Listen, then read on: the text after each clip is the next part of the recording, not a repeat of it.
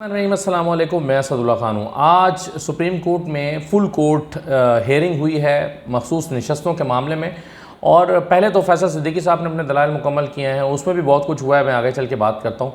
लेकिन जो सलमान अकरम राजा साहब के साथ हुआ है उसका मजमूई तासुर यह गया है कि सलमान राजा साहब को सुप्रीम कोर्ट ने ख़ास तौर पर chief justice of Pakistan justice Qazi Faisal साहब बात करने नहीं दे रहे थे। ऑन एयर ये जा रहा था, इसको लाइव देखा जा रहा था और मजमूई तासुर लोगों ने ये लिया है कि चीफ जस्टिस तो सलमान राजा को बात करने नहीं दे रहे।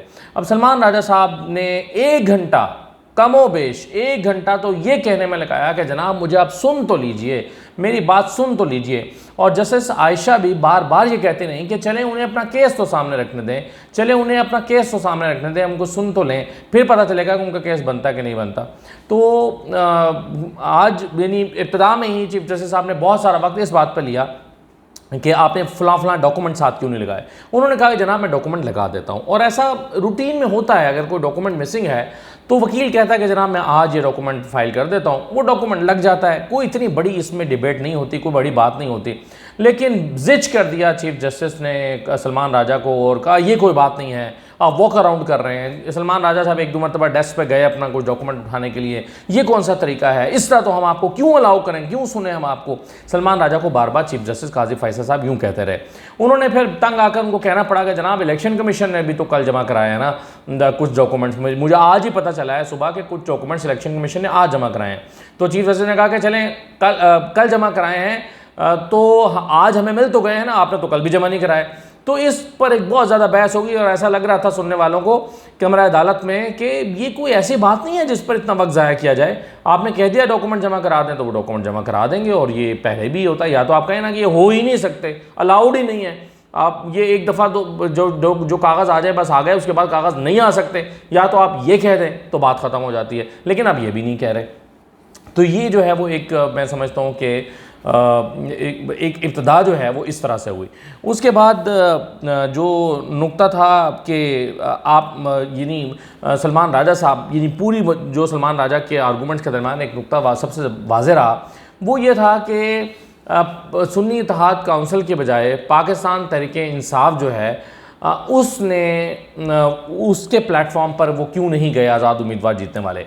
अच्छा, अब सलमान राजा साहब ने अपनी पटिशन का हवाला दिया और उन्होंने कहा कि जनाब मेरी एक पटिशन है, मेरी पटिशन यह है कि मैं लाहौर हाई कोर्ट के पास गया और मैंने उनसे कहा कि मुझे आज़ाद डिक्लेयर ना किया जाए। और उन्होंने कहा कि मुझे जो है वो मैं पाकिस्तान तहरीक इंसाफ का मेंबर हूँ, मुझे तहरीक इंसाफ का मेंबर ही कहा जाए, मैं आज़ाद हैसियत में इलेक्शन नहीं लड़ा, भले आप मुझे इलेक्शन में मुझे इंतखाबी निशान ना दें।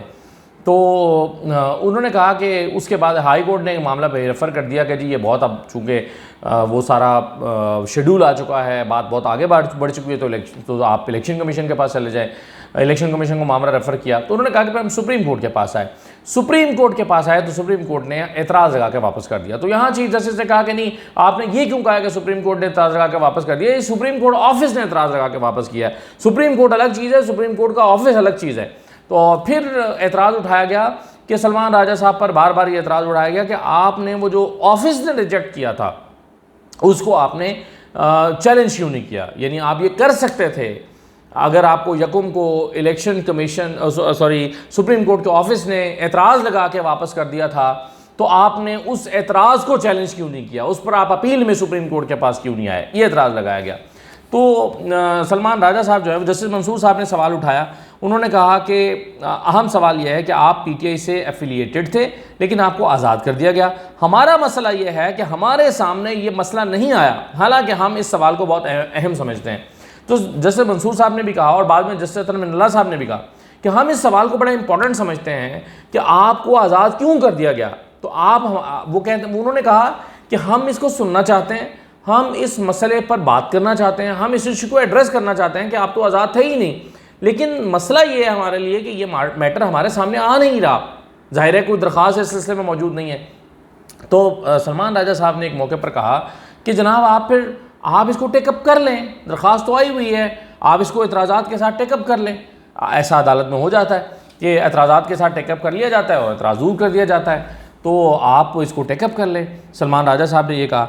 जस्टिस आयशा साहब जो हैं उन्होंने बार बार वो ये कहती रहीं बार बार कि please state your case, please state your case. तो उस पर चीफ जस्टिस काजी फैसल साहब ने टोक कर कहा कि you have no case, justice Ayesha ने कहा कि प्लीज स्टेट योर केस, आप अपना केस रखें तो सही सामने कि आपका केस क्या है। काजी फैसला साहब बार बार कहते हैं कि यू हैव नो केस, आपका केस तो कोई है ही नहीं। तो उस पर जस्टिस आयशा को कहना पड़ा कि हम पहले इनको सुन तलें, सुनने से पता चलेगा कि केस है या नहीं है, सुनने के बाद हम फैसला कर लेंगे कि ठीक है आपका कोई केस नहीं बनता। तो सुनना तो चाहिए ना, सुन तो लें पहले, सुनने से इनकार क्यों कर रहे हैं। जस्टिस आयशा जो हैं वो बार बार इसी बात पर जोर दे रही थी कि आप अपने नुक्ते पर आएँ, आप अपनी बात पर आएँ, हम आपको सुनना चाहते हैं, आप अपने केस पर आएँ। लेकिन अच्छा एक चीज़ मैं आपको बताऊं, सुप्रीम कोर्ट के जजेस को ये बेसिक एथिक्स जो हैं, मेरा ख्याल है उनको इस बात का ज़रूर ख्याल रखना चाहिए। जैसे प्रेस कॉन्फ्रेंस में होता है ना, एक सहाफ़ी सवाल करता है, उसको अगले सहाफ़ी को ये होता है कि मैं अपना सवाल अब पुट कर दूं, उसको इस बात से कोई दिलचस्पी नहीं होती कि पहले वाले सवाल का क्या जवाब आया या पहले वाले सवाल का जवाब आया या नहीं आया। सुप्रीम कोर्ट के तमाम जजेस तकरीबन कमोबेश एक आध को शायद छोड़कर तमाम जजेस इस फिक्र में रहते हैं कि उसने सवाल किया है तो अब मैं भी सवाल कर लूँ। यानी किसी जज को ये दिलचस्पी नहीं है कि एक जज ने जो सवाल किया उसका जवाब आया कि नहीं आया। सवाल पे सवाल होते हैं, सवाल पे सवाल होते हैं। एक जज ने सवाल किया, सलमान राजा उसका अभी जवाब नहीं दे पाए, अभी शुरू भी नहीं किया, अगला सवाल आ गया। ऐसा लगता है कि जजेस अपने जहन में सवाल की कंस्ट्रक्शन कर रहे हैं और दूसरे का जवाब नहीं सुन रहे या दूसरे का सवाल नहीं सुन रहे। ऐसा होता नहीं होगा, लेकिन ऐसा तासुर मिलता है क्योंकि जब आप एक जज ने एक सवाल किया है, वकील उसका जवाब दे रहे हैं या देने की कोशिश कर रहे हैं और अभी पहला ही जुमला बोला अगला सवाल आ जाता है और वो सवाल उससे बिल्कुल मुख्तलिफ होता है। तो ऐसा लगता है कि हर जज को अपने सवाल से दिलचस्पी है, जो वकील है उसके जवाब में दिलचस्पी नहीं है, अपने सवाल पर सामने रख रहे हैं। और ऐसा बाज़ औक़ात तो ऐसा लगता है कि तमाम 13 जजेस बैठे हुए एक दूसरे यानी सवालों की शक्ल में एक दूसरे जजेस के सवालों का जवाब दे रहे हैं। एक जज ने सवाल किया तो दूसरा जज एक और सवाल उठा के बुनियादी तौर पर उसी सवाल का जवाब दे रहा है। अपना मैच अलग से शुरू कर लेते हैं जजेस, ऐसा मालूम होता है, ऐसा तासुर मिलता है। अच्छा, फिर आगे चलते हैं तो चीफ जस्टिस ने पूछा आप कितना टाइम लेंगे सलमान अकरम राजा साहब से। तो सलमान राजा ने कहा कि जी मैं तो 1 घंटा या 1 घंटा 20 मिनट, 1 घंटा 15 मिनट इस तरह लूँगा। तो no way, this is no way. एक तो काजी फैसला ने कहा कि एक तो हम आपको इंडल्जेंस का मौका दे रहे हैं, इंडल्जेंस दे रहे हैं और आप इतना टाइम लेंगे। सलमान राजा साहब ने कहा कि नहीं, आप मुझे बिल्कुल इंडल्जेंस नहीं दे रहे, ये इंडल्जेंस नहीं है, यानी आप किसी और के केस में आकर मुदाखलत कर रहे हैं, ये सब उनका केस है। और फिर बार बार चीफ जस्टिस ने कहा आप तो फैसल सिद्दीकी का केस तबाह कर रहे हैं, आप तो उनका केस ख़राब कर रहे हैं। उन्होंने सलमान राजा को फिर कहना पड़ा कि मुझे नहीं पता कि सर आप ये चीफ जस्टिस साहब को कहना पड़ा कि मुझे नहीं पता कि आप ये बात क्यों कह रहे हैं, लेकिन मैं उनका केस कैसे ख़राब कर रहा हूँ। तो बार बार चीफ जस्टिस एक बात दोहराए जा रहे थे कि आप तो उनका केस तबाह कर रहे हैं, आप उनका केस खराब कर रहे हैं। तो वो इनकारी थे, उन्होंने कहा कि जी बिल्कुल आपको 1 घंटा हम नहीं दे सकते, हम आपको फिर सुने ही ना तो बेहतर है। तो उस पर जस्टिस आयशा ने, जस्टिस मंसूर अली शाह ने, दोनों ने कहा कि चलें आप शुरू तो करें, देखते हैं कि आपको कितना वक्त दरकार है, आप शुरू तो करें, आप बात तो शुरू करें। यूँ उन्होंने बेसिकली काजी फैसला साहब से टाइम लेकर दिया, जस्टिस आयशा ने और जस्टिस मंसूर अली शाह साहब ने उनको, कि आप अपनी बात तो चलें, शुरू तो करें, आगे चलें। अच्छा, फिर एक मौके पर जस्टिस मंदू खैल साहब ने कहा कि अगर आपकी पटिशन लगी होती तो आज सूरत हाल मुख्तलिफ होती। आपकी वो पटिशन जो आप सुप्रीम कोर्ट के पास लाए थे या लाना चाहते थे, वो अगर लगी होती तो आज सूरत हाल मुख्तलिफ होती। तो सलमान राजा साहब ने कहा तो अब लगा लें। तो उस पर काजी फैसला साहब ने कहा चलें आगे चलें, आगे चलें, आगे चलें। यानी जिस बात में काजी फैसला साहब को दिलचस्पी नहीं होती वो कहते हैं आगे चलें, आगे चलें। हालांकि ये बड़ा इंपॉर्टेंट नुक्ता है, आज भी लगाया जा सकता है, या आज भी मैटर डिसाइड किया जा सकता है कि उस वक्त जो है वो जो पीटीआई के लोग इलेक्शन लड़े हैं वो आज़ाद हैसियत में लड़े हैं या पीटीआई के प्लेटफॉर्म से ही लड़े हैं, वो पीटीआई के लोग थे या वो आज़ाद थे। क्योंकि अगर ये डिसाइड हो जाता है कि वो पीटीआई के लोग थे, आज़ाद नहीं थे, तो फिर उनको सुन्नी इत्तेहाद काउंसिल में शमूलियत की ज़रूरत ही नहीं पड़ेगी। फिर वो आज़ाद हैसियत में नहीं बल्कि पीटीआई के रुकन थे, तो पीटीआई की हैसियत में इलेक्शन लड़े तो फिर पीटीआई के में ही चले जाएंगे। अब मसला यह है कि एक चीज़ तो बहरहाल पीटीआई को वाज़ेह करनी पड़ेगी और वो ये करनी पड़ेगी कि पीटीआई क्या चाहती है। पीटीआई क्या ये चाहती है कि उस वक्त जो हम इलेक्शन लड़े थे वो आप आज़ाद हैसियत में ही लड़े थे क्योंकि वो सुन्नी इत्तेहाद काउंसिल में चले गए हैं। अब क्योंकि अगर वो समझते हैं कि अगर सुन्नी इत्तेहाद काउंसिल में वो गए हैं तो फिर वो आज़ाद थे तो गए हैं ना, वो पीटीआई के थे तो फिर तो सुन्नी इत्तेहाद काउंसिल में नहीं जा सकते थे। दूसरा यह है कि पीटीआई उम्मीदवारों को पीटीआई उम्मीदवार तस्वुर किया जाए। क्या पीटीआई ये चाहती है कि उस वक्त जो इलेक्शन लड़े थे वो पीटीआई के उम्मीदवार ही थे? क्योंकि अगर वो पीटीआई के उम्मीदवार थे फिर वो सुन्नी इत्तेहाद काउंसिल में कैसे जा सकते हैं? तो ये कन्फ्यूजन बहरहाल पीटीआई के दरमियान के यहाँ भी लग रही है। और मुझे लगता है कि इस पर सलमान अकरम राजा साहब भी चाहेंगे कि वो पीटीआई की लीडरशिप से इस सिलसिले में मुशावरत करके फिर अदालत को बताएं कि वो क्या चाहते हैं। तो इस पर अपना माइंड मेरा ख्याल है क्लियर रखना होगा। शायद अब पीटीआई यही चाहे कि वो अब सुन्नी आज़ाद हैसियत में सुन्नी इत्तेहाद कौंसिल में शरीक हो चुके हैं तो उसको मान लिया जाए, मगर मखसूस नशस्तें साथ में दे दी जाए, शायद वो यही चाहेंगे। और मखसूस नशस्तों के हवाले से भी टेक्निकल पॉइंट्स पर बहुत ज़्यादा वक्त ज़ाया किया गया।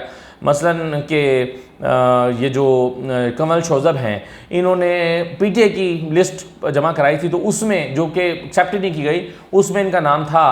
तो क्या सुन्नी इत्तेहाद कौंसिल वाली लिस्ट में भी उनका नाम था? सुन्नी इत्तेहाद, तो एक ही बंदी जो है वो 2 लिस्टों में कैसे हो सकती है? इस तरह की चीज़ों पर बहुत बहस हुई। हालांकि उन सर्कमस्टांसेस को देखना चाहिए। कहा भी ये कि सर्कमस्टांसेस ऐसे थे, सलमान राजा ने कहा, तो उन्होंने कहा कि मैं आइन कानून की बात कर रहा हूँ, आप सर्कमस्टांसेस पे आ जाते हैं। तो ये काजी फैसल साहब ने कहा, तो सलमान राजा ने कहा कि भाई सर्कमस्टांसेस थे और उन हालात में जो है वो ये डिसीजन लेना पड़ा, इस तरह के डिसीजन लेना पड़े, इस तरह के फैसले करने पड़े। और फिर एक सवाल बार बार उठ रहा था कि जी उस वक्त जो है वो आपके आज़ाद लोगों ने, जो आज़ाद जीते, उन्होंने पीटीआई में जाने का फैसला क्यों नहीं किया, वो सुन्नी इत्तेहाद कौंसिल में क्यों गए?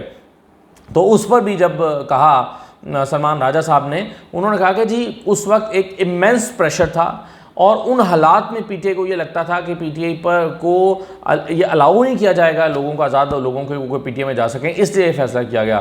तो वी फेल्ट दैट का लफ्ज़ उन्होंने इस्तेमाल किया। तो काजी फैसल साहब ने कहा कि वी फेल्ट क्या होता है, आप कौन होते हैं, आइन और कानून की बात करें, आइन क्या कहता है, कानून क्या कहता है, ये क्या बात हुई, वी फेल्ट दैट। तो बार बार इस पर एम्फेसाइज कर रहे थे, वी फेल्ट, ये चीफ जस्टिस बार बार कर रहे थे।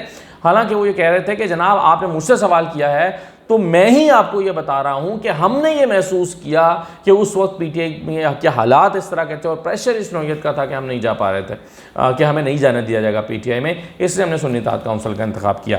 तो फिर काजी फैसल साहब ने फिर कहा कि अगर आप पीटीआई में जाने का फैसला करते तो आज आपका केस बहुत बेहतर होता।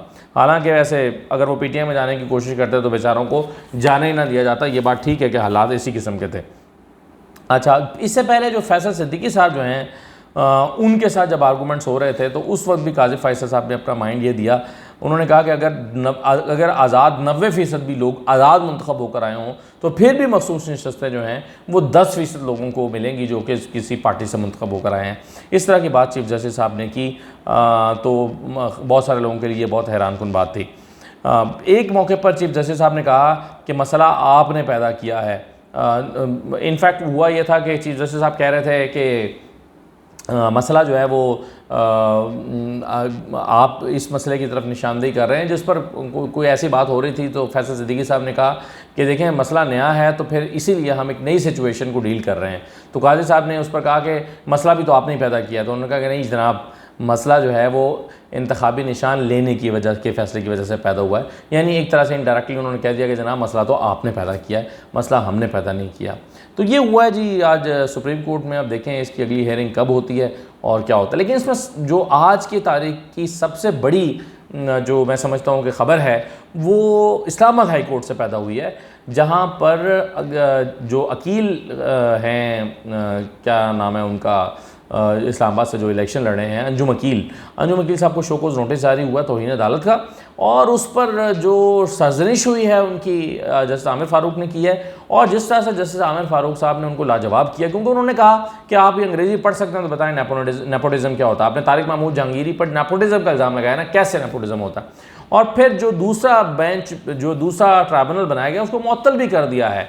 यानी ये जो है वो बहाल हो गया है, जो ये वाला ट्राइब्यूनल है जस्टिस तारिक महमूद जहांगीरी वाला।